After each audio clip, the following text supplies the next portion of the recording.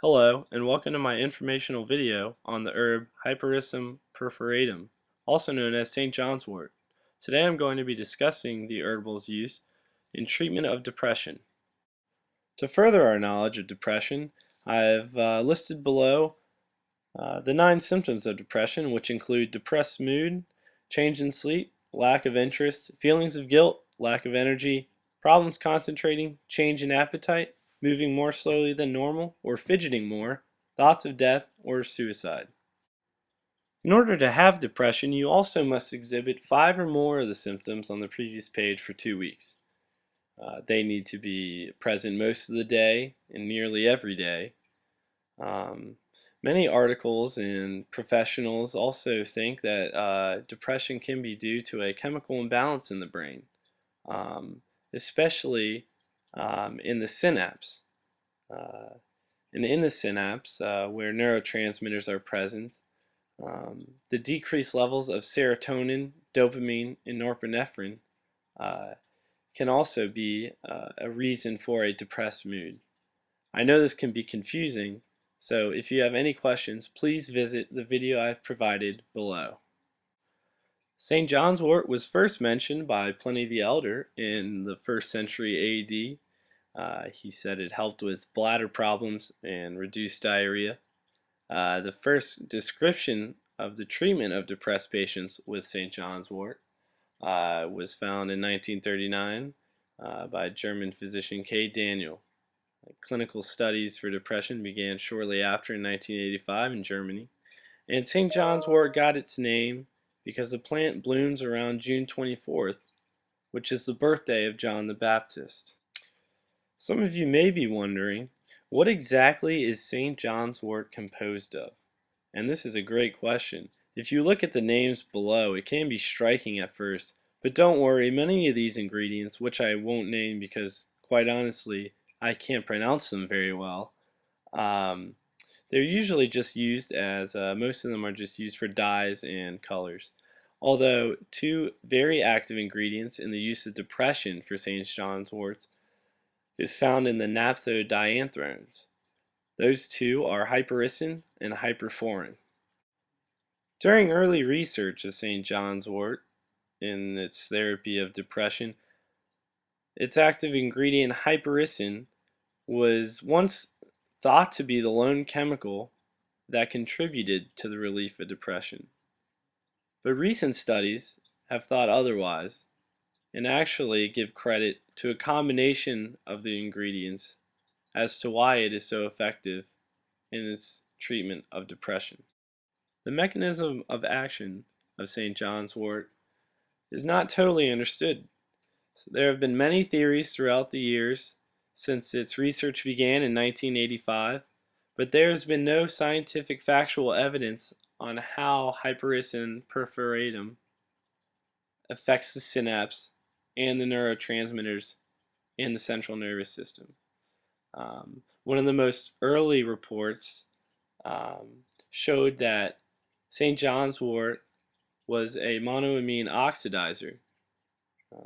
These reports were later proven to be false. And like I mentioned on the previous slide, hyperforin and hypericin are currently the most popular chemicals and the most known and have the most evidence for causing serotonin, dopamine, norepinephrine, GABA, and L-glutamate uptake inhibition. However, like I mentioned before, none of this is factual, and actually more studies recently have shown that it is a combination of all the ingredients or some of the ingredients rather than just strictly the hyperforin and hypericin.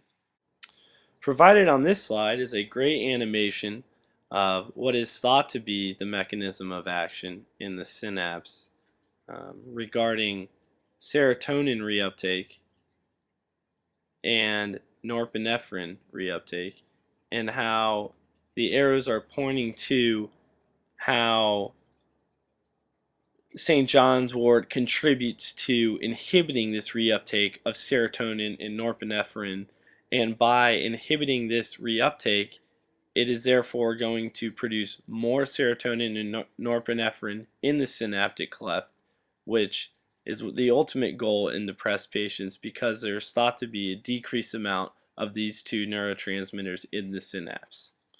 The mechanism of action of St. John's wort, specifically towards norepinephrine, has shown increased activity in the prefrontal cortex and hippocampus. The picture below signifies the level of activity and increased activity in the synapse of norepinephrine. In the gray area is the effect of St. John's wort on norepinephrine in the hippocampus, and in the darkest shade there on the right is the activity of norepinephrine in the hippocampus of the tricyclic antidepressant desipramine. Its mechanism of action as a serotonin reuptake inhibitor has been shown to have activity in the prefrontal cortex and hippocampus.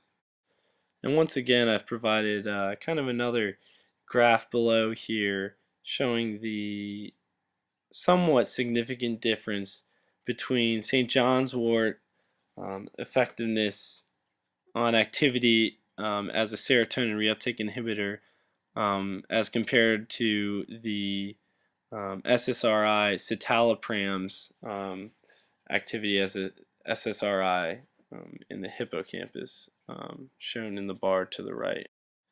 And finally, its method of action, specifically as a dopamine reuptake inhibitor, has shown significant increased activity in the prefrontal cortex and striatum.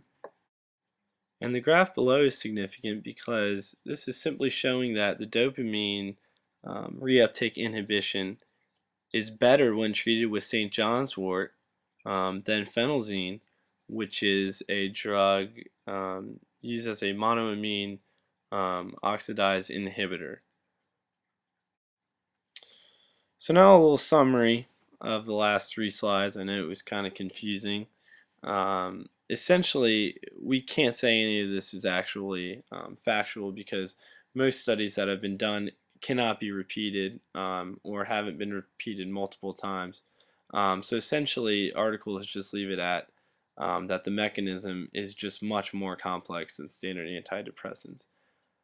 However, in most articles, the hypericin extracts exert the most significant effects in the order of dopamine inhibition, serotonin inhibition, and then finally norepinephrine inhibition.